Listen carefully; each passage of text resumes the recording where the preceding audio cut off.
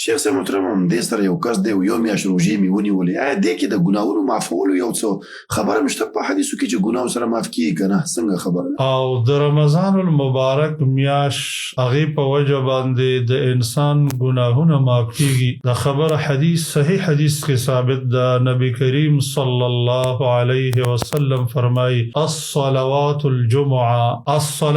الخمس والجمعه الى الجمعه ورمضان الى رمضان مکفرات لما بینهن. پنځه منځونه چې سړی پابندۍ سره کوي د جمعې منځ پابندۍ سره کوي یو رمضان نواله تر بله پورې دا چې سړی پابندۍ سره ونیسي دې منځ کې چې کوم ګناهونه دي دا ګناهونه ټول الله رب العالمین په دې عبادت سره معاف کوي. نو دې حدیث کې راغلی دی چې ورمضان الى رمضان مکفرات لما بینهن یو رمضان تر بل رمضان پورې د دې تر مابین چې کوم ګناهونه دي الله د دې عبادت په برکت باندې معاف کوي.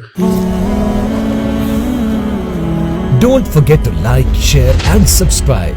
Rana Studio Podcast.